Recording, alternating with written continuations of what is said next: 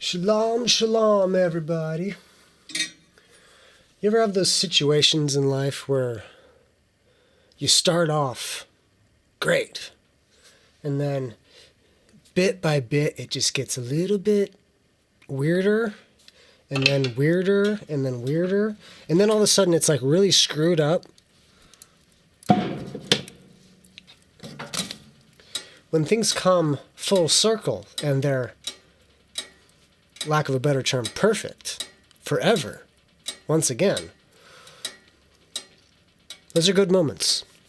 So, today, we're going to be talking about, by the way, my name's Brian. This is Let There Be Light. We do a lot of scripture, and we're not afraid of other things, so we read quite a bit of Apocrypha, too.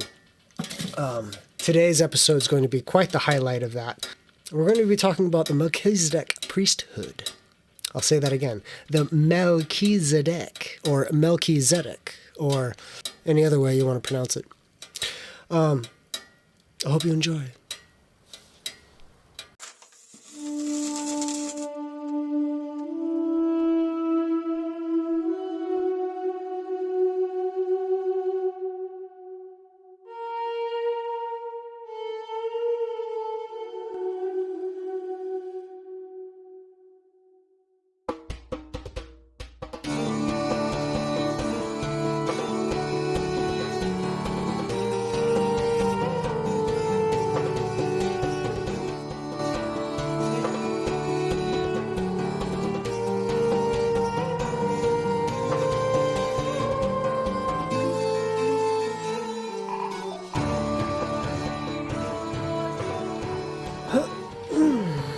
So,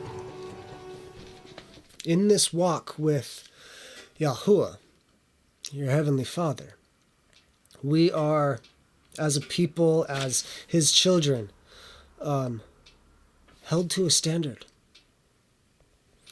And when we break those standards, because we are human, we're not perfect, we're not glorified. When we break those standards, we need some atonement. We need somebody to help us get right again with the Father, so we can wake up and try again. We need a priest, because everybody always needed a priest. It was there. It was a part of the system. So, today, with the Melchizedek priesthood, we're going to be looking at a lot of material. Hebrews, the Testament of Noah, the Testament of Levi, or Lewi. We're also looking at Jubilees, Genesis, as well as the Book of the Bee. What else is going on in this? There's a lot going on here. The Book of Chronology, and we're going to be taking a peek at Psalm 110. So, where to start? I hope you're well today. I hope you're in to do some digging, because this is a dig. Let's start off in Hebrews, okay? And it's not just me here today either. It's, is he awake in there? Brian in the booth. Yeah. I'm here. I'm still setting up. Hold on a minute. Yeah, I got candles, I got books flying everywhere. Just checking, bud. I'm just checking if you're in there. Oh, here I am. Funny. He's a funny guy. Yeah. So, let's start off in Hebrews. tail end of chapter 6, and I'm just going to read through chapter 7 a little bit, and we'll bring this guy in when we need him.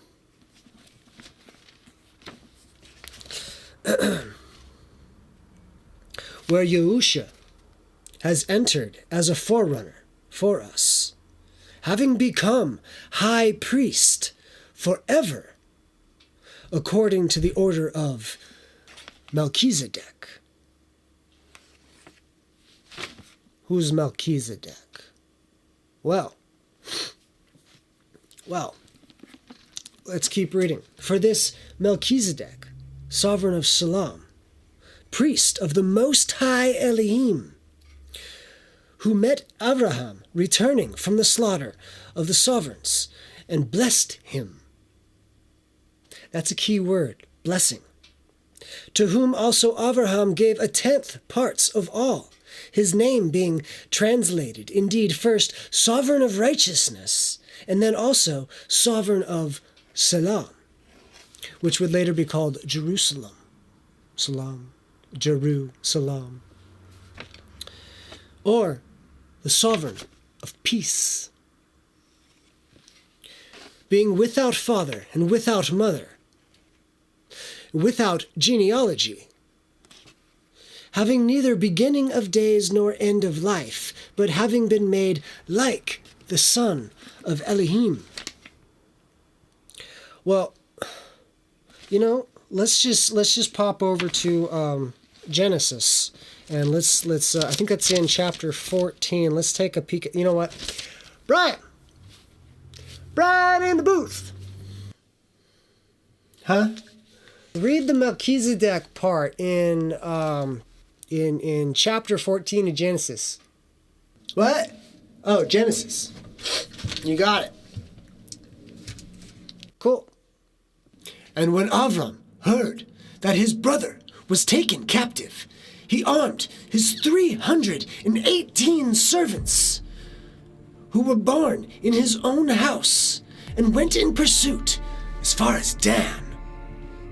And he and his servants divided against them by night and smote them and pursued them as far as Havra, which is on the left of Damascus.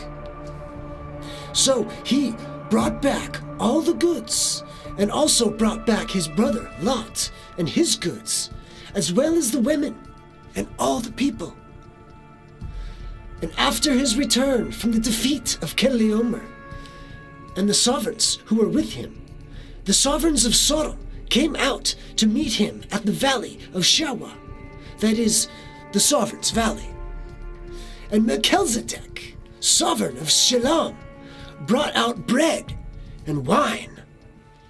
Now he was the Kohen, the priest of the Most High El. And he baruched him and said, Baruch be Avram of the Most High El, professor of the Shamayim and the earth.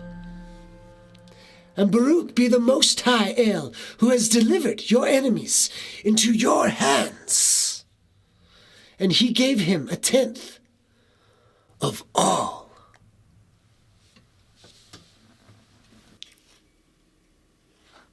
He's pretty good at that stuff, I must say. So that's the account. Reading further on through Hebrews. Now see how this great one was, to whom even the ancestor Abraham gave 1/10 of his choicest booty.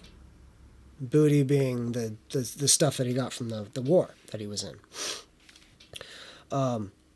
However, the one whose genealogy is not derived from, remember above it says that he had no father or mother. He was without genealogy. However, the one whose genealogy is not derived from them received tithes from Abraham, or Abraham. Blessed the one who held the promise, that was Abraham. And it is beyond all dispute that the lesser is blessed by the better. So that there's almost like a degradation as time goes on and this blessing gets passed forward, moving forward. And one might say that through Abraham, even Levi, who received tithes, gave tithes, for he was still in the loins of his father when Melchizedek met him. Who is this Melchizedek? Truly then, if perfection were through the Levitical priesthood, why was there still need for another priest to arise according to the order of Melchizedek, and not be called according to the order of Aaron? That is a fair question. And we are going to read the testament of Levi. Well, actually, not the whole testament, but there's little excerpts in it. You know what? It's just because I like watching it. Brian! Huh? Yeah, hit the sections in Levi. Oh, the Levi part. You got it. Sorry, lavender. It's great. Cool, bud. Smells like candles in here. It looks great, but woo! All right, so the Testament of Levi. So the whole Testament is him telling his tribe what's going to go down after his death. So at this portion of the read, he's getting a vision. And well, here it is.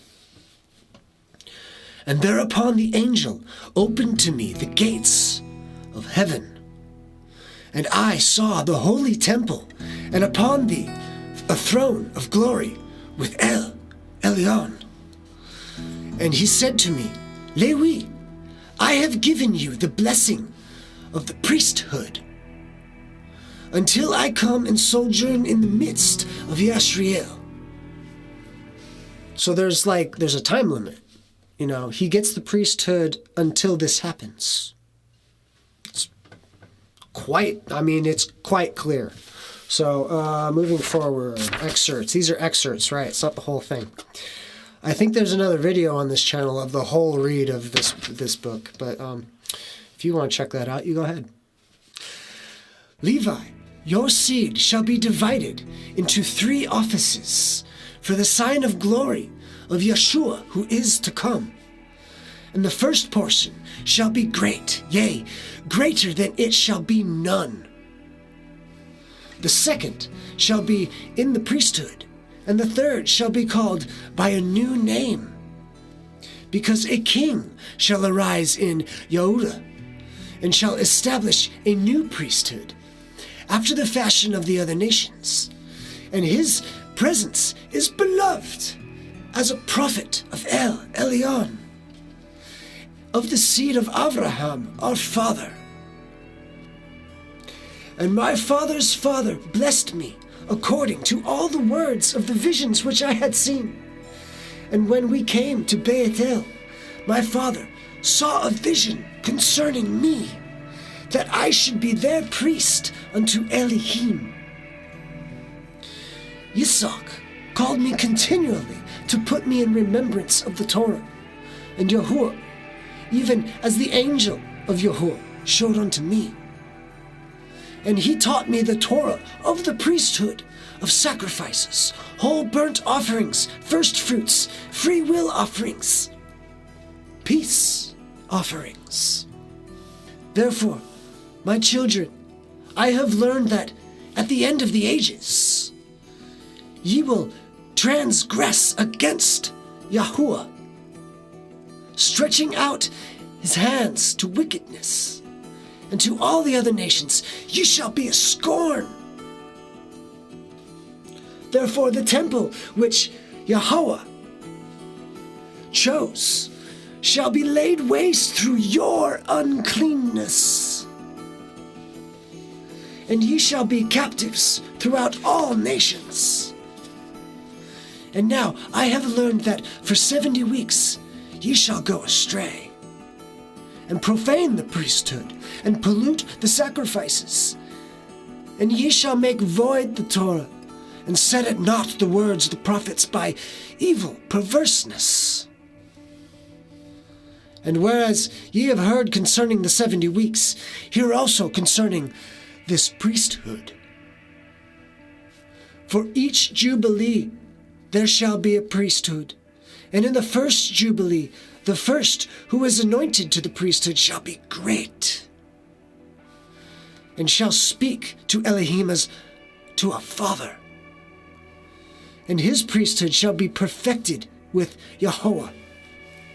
In the second jubilee, he is that anointed shall be conceived in sorrow of beloved ones, and his priesthood shall be honored, shall be glorified by all. And the third priest shall be taken hold by sorrow, and the fourth shall be in pain. The fifth shall be taken hold of by darkness, likewise also the sixth and the seventh. And in the seventh shall be such a pollution as I cannot express before men. And after their punishments shall have come from Yahawah, the priesthood shall fail. And shall Yahuwah rise up a new priest. He shall execute a righteous judgment upon the earth for a multitude of days. And his star shall arise in heaven as a king. And he shall remove all darkness from under heaven. And there shall be a peace in all the earth. And there shall none succeed him for all generations, forever. Nations shall be multiplied in knowledge and enlightenment through the grace of Yahawah. In his priesthood shall sin come to an end, and the Torahless shall cease to do evil. And he shall open the gates of paradise, and shall remove the threatening sword against Adam. And he shall give to the Kodashim to eat from the tree of life. And Yahawah shall rejoice in his children, and be well pleased in his beloved ones forever. And all the Kodashim shall clothe themselves in joy.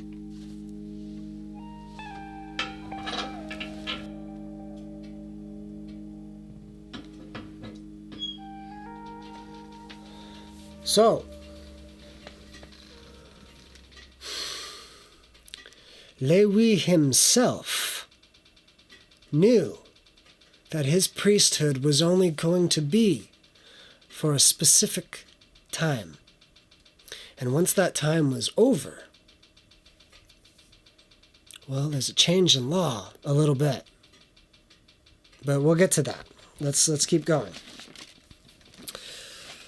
For the priesthood being changed, of necessity, there takes place a change of law also. Remember, usually when a king was anointed to be the next king, when there was a change of kingship, there was a change of rules, covenants. For it is perfectly clear that our master arose from Yahudah, Judah, a tribe which Moshe, it's Moses, never spoke of concerning priesthood. Now remember, Judah got the kingly house. When Jacob passed on his priesthood, if you will, the next in lines went not to one person who's holding three things: a priesthood, a kingship, and a prophesying mind. Lewi got the priesthood. Judah got the crown. So, where does the prophet go to? Remember, in Genesis further out, and we're going to get to it very, very shortly, Joseph got the prophetic house. Some would say he was a king, too. But was he a king of Yashriel? Or was he the king of Egypt? Not the Pharaoh, but, next in line. Moving forward, keep going through Hebrews. And it is clear still, if another priest arises in likeness of Melchizedek, whom has become not according to the Torah of fleshly command. Remember, it was the Aaronic priesthood, not ironic, but the Aaronic priesthood was fleshly handed down. So this is different. Of fleshly command, but according to the power of an endless life.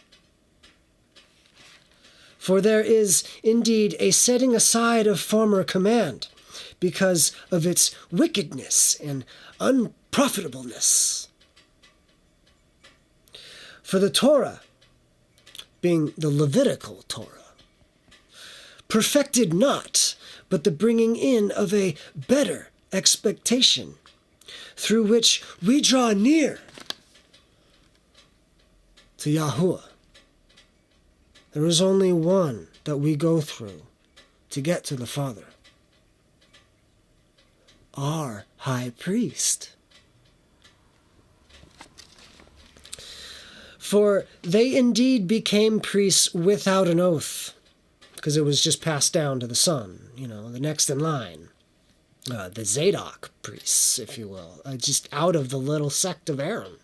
But he became priest with an oath, by him who said to him, Yahuwah has sworn, and shall not regret. And this is written in Psalms, Tehillim 1:10. You are a priest forever, to the order of Melchizedek. They keep mentioning this Melchizedek guy. Who is he? Sounds like a pretty important person. He remains forever an unchangeable priesthood. The one who is a priest according to the order of Melchizedek remains a priest forever. For it is fitting that we should have such a high priest, kind, innocent, undefiled, having been separated from sinners and exalted above the heavens. Remember, Yahusha he ascended to the right hand of the Father. That's pretty high. Who does not need, as those high priests, to offer up slaughter offerings day by day? First, he owns sin, and then for those of the people. For this he did once for all, when he offered up himself. The tail end of the Besorah. His blood is the offering for everyone, if you accept him. And without him, well, there's not a Levitical priesthood that has all the little bits and pieces together. Like, where's their temple? Where's this and that, man? The list goes on. There's no fulfillment in what they're doing, or if they try to do it. So, for the Torah appoints as high priest men who have weakness, but the word of the oath which came after the Torah appoints the Son, having been perfected forever. Remember, when he ascended, he was changed, shining, glorified. He was perfected. And he's to sit at the right hand of Yah until his return. I told you this story to bring it back to who was this Melchizedek. As we read in Genesis 14, he was the priest of the Most High. Well, you need to be anointed to that position, right? You need something being handed down to you in that time and age.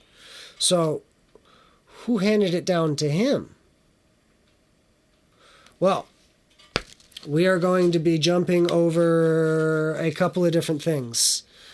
First, we're going to be having an excerpt read out of a few chapters in Jubilees, just for a little back reference. And Brian, in the booth. Yeah, Jubilees? Yeah, it's time for the Jubilees part. Jubilees, Jubilees, Jubilees. At the close of the 19th Jubilee, in the 7th week, in the 6th year thereof, Adam died. And all his sons buried him in the land of his creation.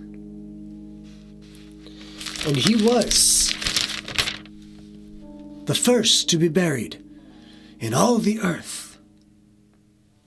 And so we know that from there on, the world gets populated, right? The seed of Cain, and the whole world goes astray. There's giants running around. There's dragons, in whatever capacity that means. World's a crazy place, and Yah's going to set things straight, finally, because it's nasty. So Yahuwah said that he would destroy everything that was upon the earth, both men and cattle, and beasts and fowls of the air, and that which moves on the earth. And he commanded Noah to make him an ark, that he might save himself from the waters of the flood. And Noah made the ark in all respects that was commanded of him. In the 27th Jubilee of years, in the 5th week, in the 5th year, on the new moon. And he entered in on the 6th year thereof. And in the 2nd month, on the new moon of the 2nd month, till the 16th. And he entered, and all that we brought to him into the ark. And Yahuwah closed it from within on the 17th evening. Well, hold on. When they say we in this book, so Jubilees is a story, it's a telling from an angel to Moses, on Mount Sinai. It's referred to as the little book of Genesis. So the perspective point is different. Imagine an angel having a conversation with Moses. That's what this book is.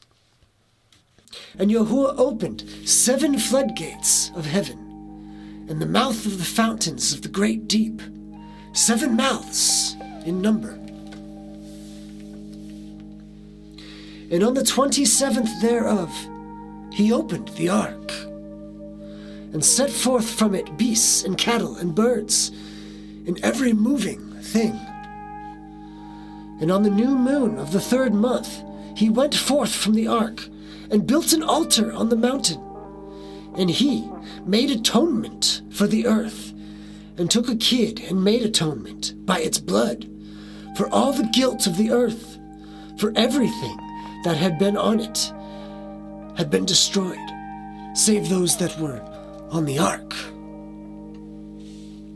So, in the Genesis story, right after they walk out of the ark, it says that Yahawah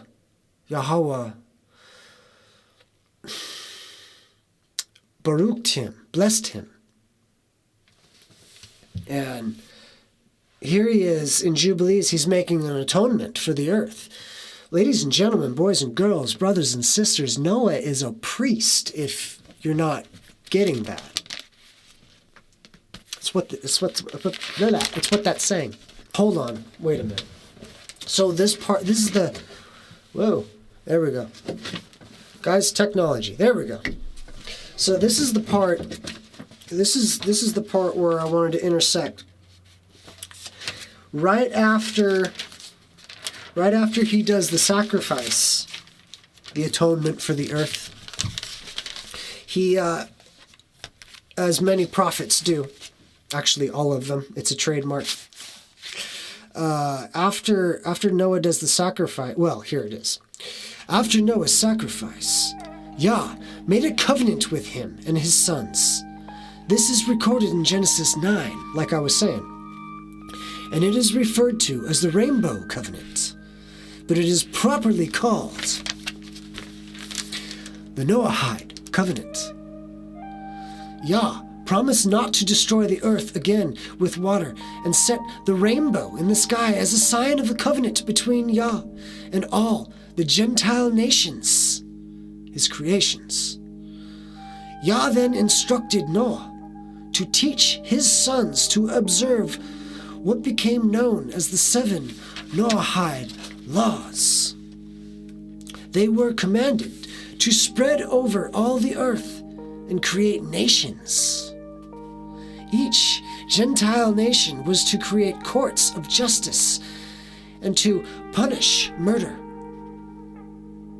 theft, fornication, idolatry, blasphemy. They were to add other laws as they saw fit for their individual countries, but never abolish the 7 fundamental laws. Blasphemy was defined as not believing everything that the prophets said about sin, salvation, and the coming Messiah. Most Gentile nations quickly became idolatrous and forgot the teachings of the prophet. And Noah awoke from his sleep, the vision, and knew all that his younger son had done unto him. And he cursed his son, and said, Cursed be Canaan. An enslaved servant shall he be unto his brethren. And he blessed Shem, and said, Blessed be Yahuwah Elohim of Shem, and Canaan shall be his servant. I had to insert here really quickly before he gets too carried away in there. This is from the Testament of Noah. Then I, Noah, awoke. It was morning, and I blessed the everlasting Yahuwah. I quickly went to Shem, my son, and told him everything, that through him the righteous one would come, and that he had to preserve the knowledge and become the next priest of the Most High. So, Noah ordained Shem to be the next Melchizedek priest of the Most High, Yahuwah. You good? You good? Okay, back to this. And he said, Blessed be Yahuwah Elohim of Shem, and Canaan shall be a servant. Elohim shall enlarge Japheth, and Elohim shall dwell in the dwelling of Shem. And Canaan shall be his servant. And Ham knew that his father had cursed his younger son, and he was displeased that he had cursed his son, and he parted from his father, and he and his sons with him, Cush and Mitzrayim and Put and Canaan. And he built for himself a city and called it after the name of his woman. And Japheth saw it and became envious of his brother, and he too built a city, and he called it after the name of his woman. And Shem dwelt with his father, Noah, and he built a city close to his father on the mountain, and he too called it by the name of his woman. And in the 28th Jubilee, Noah began to enjoin upon his sons the ordinances and commandments of all the judgments that he knew. And he exhorted his sons to observe righteousness and to cover the shame of their flesh and to bless their Creator and to honor their father and mother and love their neighbor and guard their souls from fornication and uncleanness and all iniquity.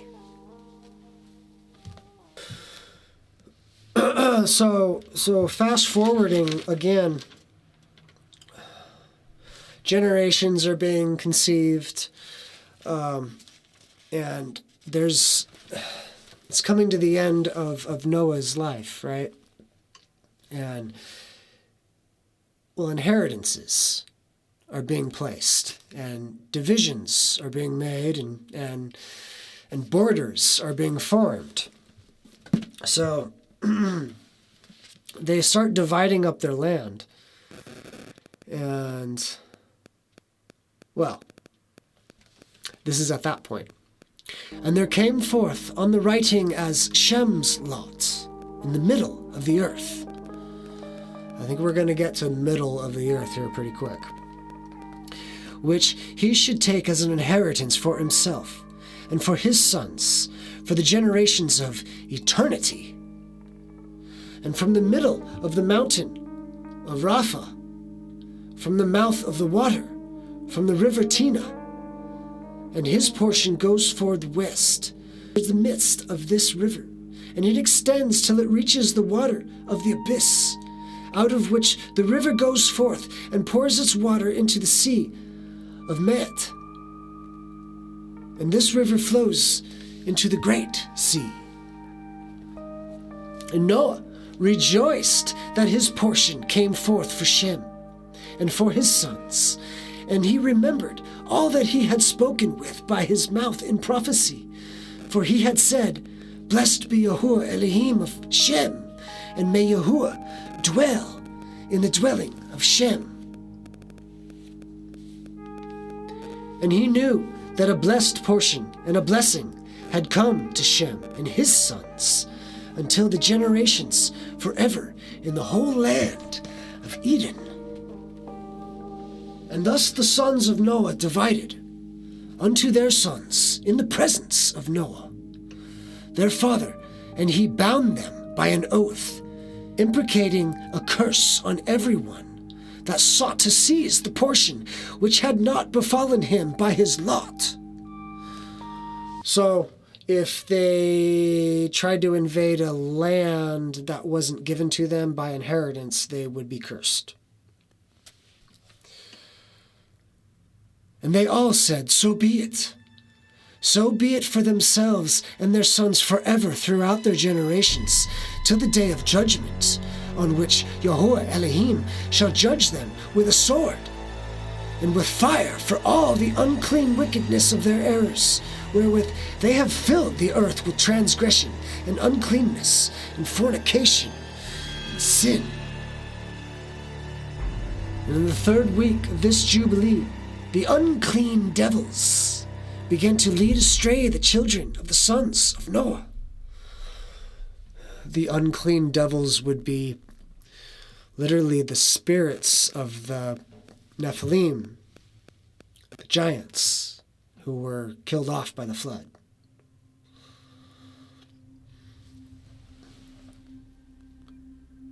And the sons of Noah came to Noah their father, and they told him concerning the devils, which were leading astray and blinding, slaying their sons.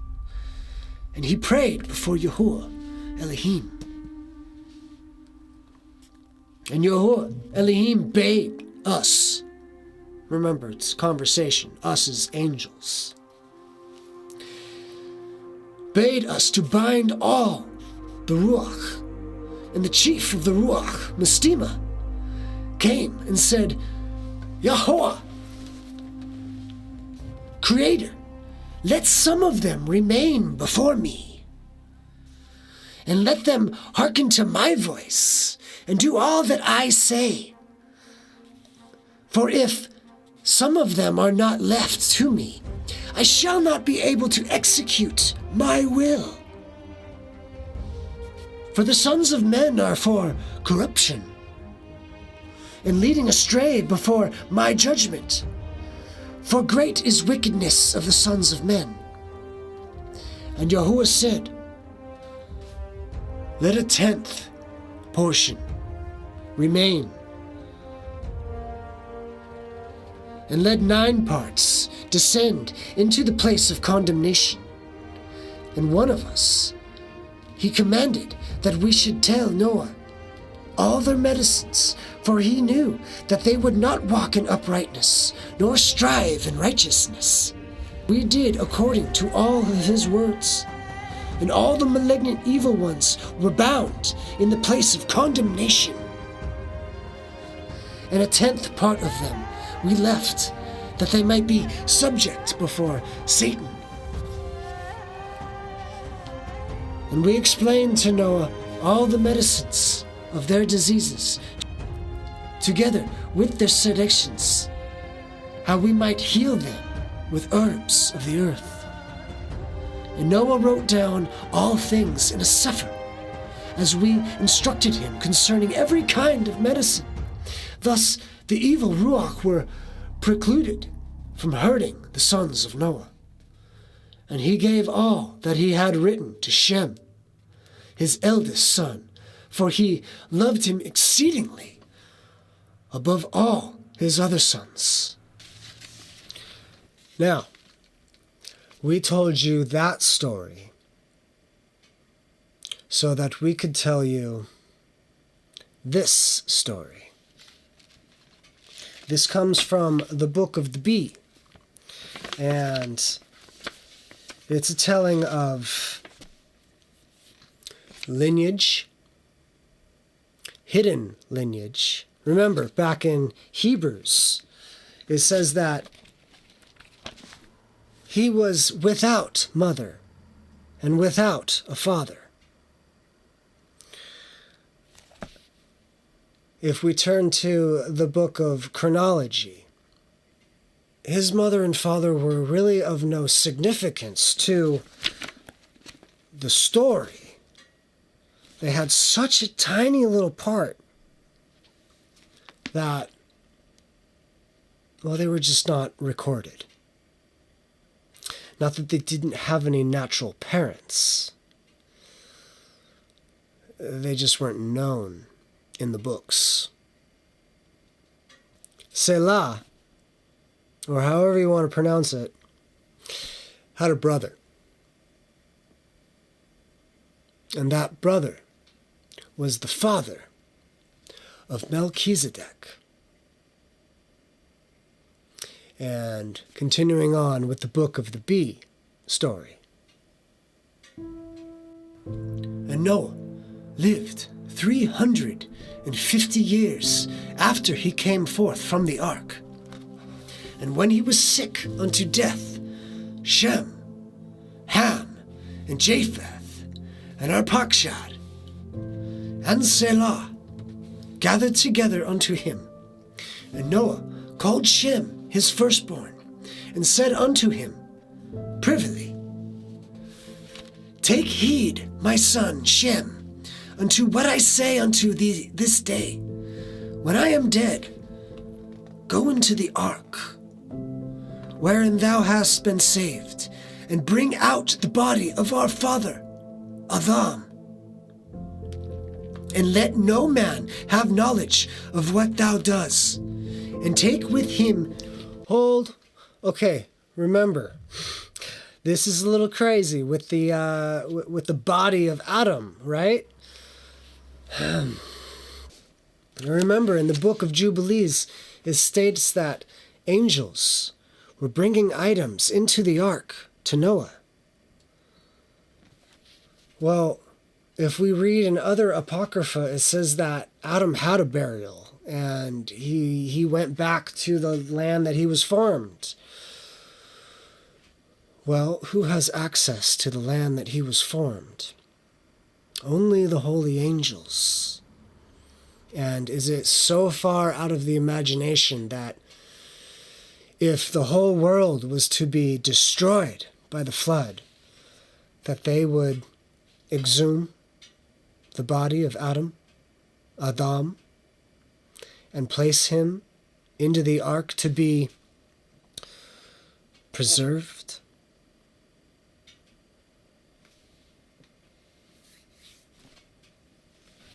Okay, yeah. And take with thee from this place provisions for the way, bread and wine. And take with thee Melchizedek, the son of Malah, because him hath Yah chosen from among all your descendants, that he may minister before him in respect of the body of our father Adam.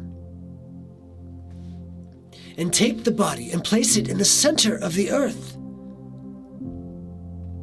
and make Melchizedek to sit down there. And the angel of Yah shall go before you, and shall show you the way wherein you shall go, and also the place wherein the body of Adam shall be disposed, which is indeed in the center of the earth. There the four quarters of the earth embrace each other. For when Yah made the earth, his power went before it, and the earth from four quarters ran after it, like the winds and the swift breezes. And there his power stood still and was motionless. There shall be redemption made for Adam, and for all his posterity. Now, this story or mystery was handed down to us from Adam in all generations. Adam commanded Seth, and Seth commanded Enosh, and Enosh commanded Canaan, and Canaan commanded Mahalalel, Mahalalel commanded Yared, and Yared commanded Enoch, and Hanoch commanded Methuselah, and Methuselah commanded Lamech. And behold, I command thee this day, and take heed that this story is never mentioned again in all your generations. Get thee up, and take the body of Adam, and dispose it secretly in its place, which Yah shall show you, unto the day of redemption. And when Noah had given all these commands unto his son Shem, he died 950 years old, and Shem his son embalmed him, and buried him in the city which he had built. And they made a mourning for him 40 days. So this book has some notes here. It says, the book of Adam, says that he was buried on the mountain on which the ark rested. And the same authority, in a different chapter, states that the ark was closed during the days of Noah, but that Noah went into it every evening to light the lamp which he had made, and which burned before the body of Adam. It also stated that during his dying speech, Noah indicated to each of his sons which part of the earth he was to dwell in with prosperity. That pretty much is, that's really concisive with Jubilees as well as Genesis. And after the death of Noah, Shem did as his father had commanded him. And he went into the ark by night, and brought out the body of Adam. And therefore he sealed the ark with his father's seal, Oh.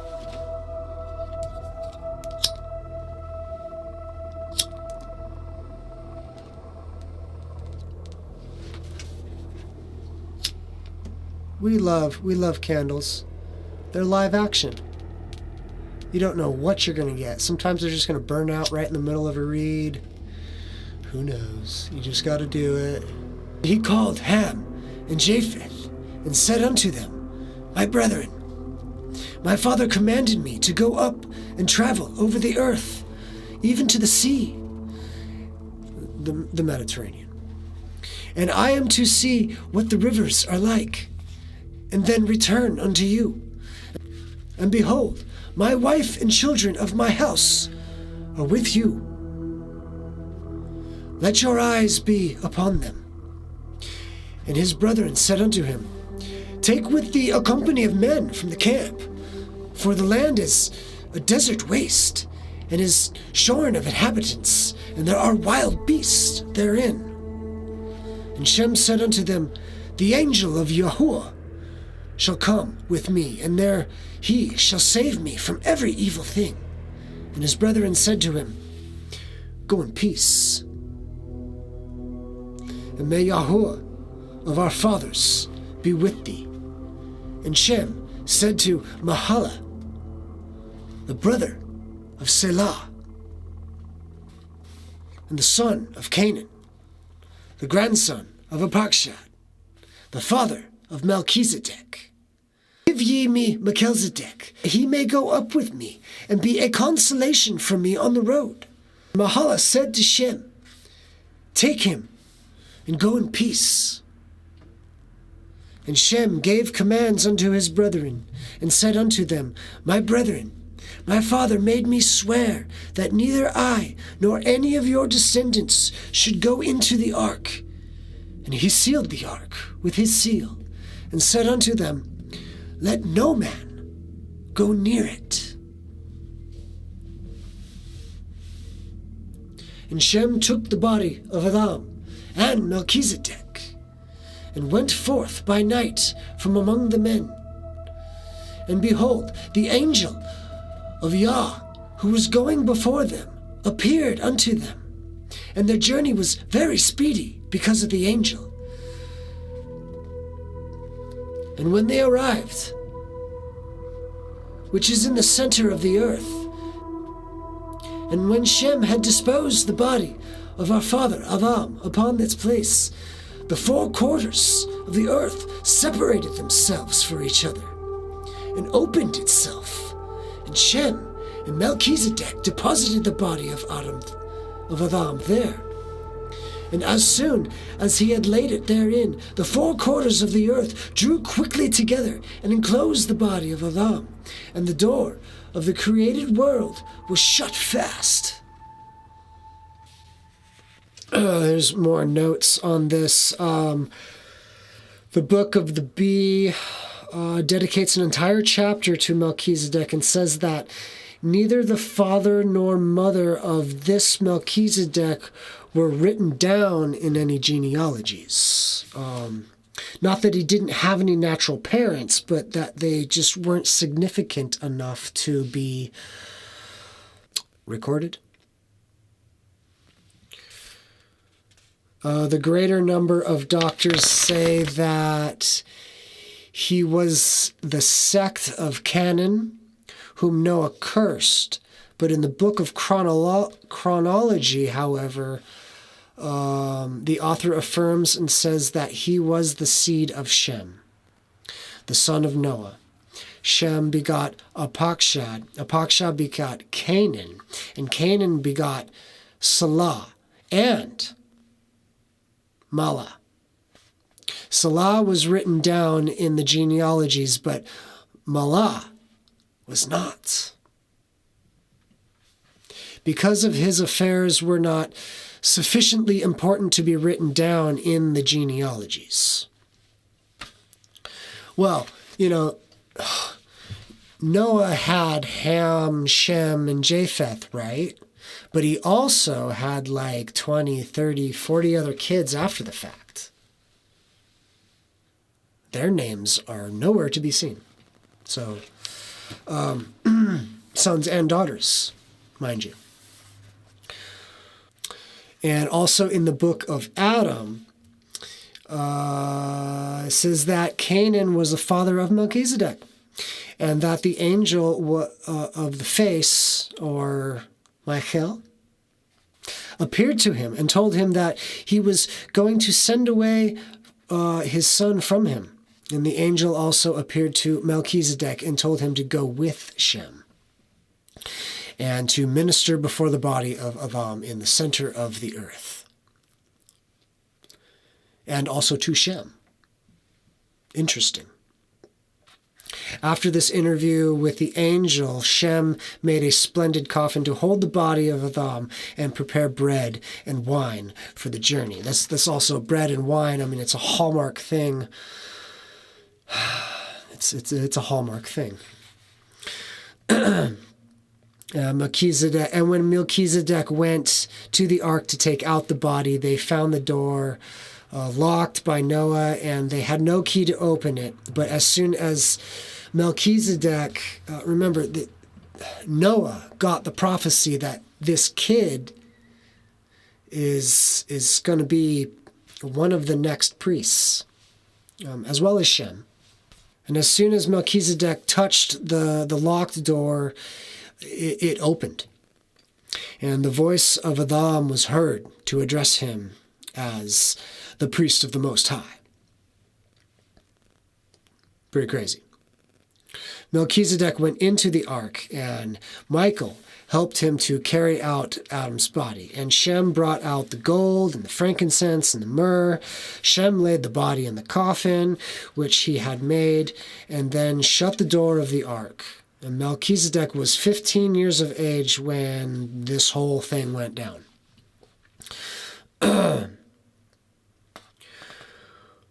Gnarly. And Shem said unto Melchizedek, Thou shalt be a priest of the Most High, because thou alone hath Yah chosen to minister before him, the body, in this place, and thou shalt sit here continually. Those are, you are going to sit here and you're not going to leave. And thou shalt not depart from this place all the days of thy life. Thou shalt not take a wife, thou shalt not shave thy head, and thou shalt not pour out blood in this place. Thou shalt not offer up wild beasts nor feathered fowl, but thou shalt offer up bread and wine always. And thou shalt not build a building in this place. And behold, the angel of Yahawah shall come down to thee and visit thee continually. And Shem embraced and kissed him and blessed him. And he returned to his brethren. So, Shem had the authority. And then he handed that authority to Melchizedek.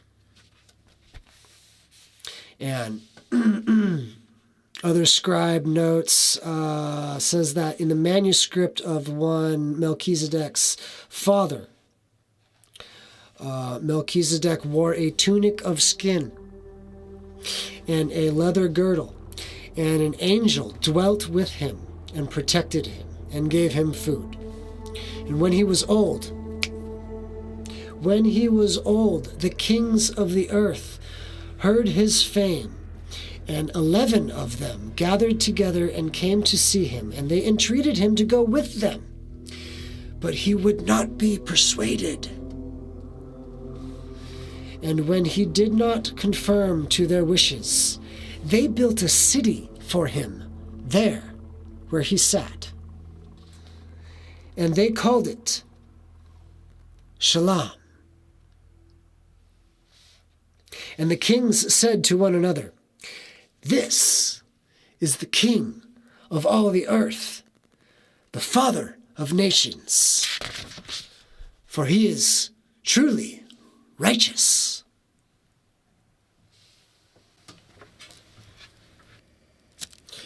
You know, there's there's many takes on this Melchizedek, and I've been through many of them trying to research for this video. Every single scenario I found a hole, a missing piece to try to track the blessing from person to person to person, from where it ended up. Yahusha Ha'Mashiach. All the way back to where it started. All the way to Adam. And then all the way back up again to the heavenly priesthood. Full circle. So, if it ended up heavenly, and it started heavenly, where did it take its course down here? Well, we're gonna track this back to, it went from the Messiah to the Levitic. Where did the Levitic get it from? Sinai? Fair. That is very, very fair. But it goes back further than that. You see, Levi got his priesthood from his father.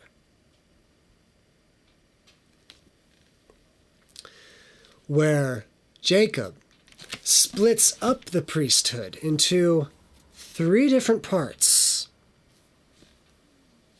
Remember, to be a Melchizedek, you need to be not only prophet and priest, but also a king. So, just the priesthood bit, Messiah to the Zadok, to the Aaronic, to the Levitic, to the Melchizedek, which ended as a whole was Jacob.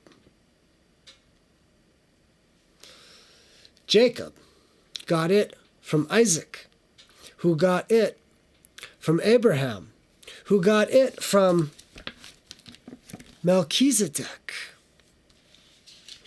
who got it from Shem, who got it from Noah, who got it from Methuselah, who got it from Hanok, and then from Canaan, and Seth, and Adam. And finally, since Adam was the only one around, somebody had to come down and show him how to atone for the sins of his sons.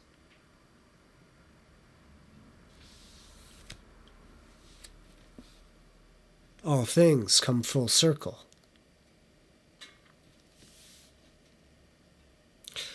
I hope this was a blessing to you. This is Let There Be Light. My name's Brian.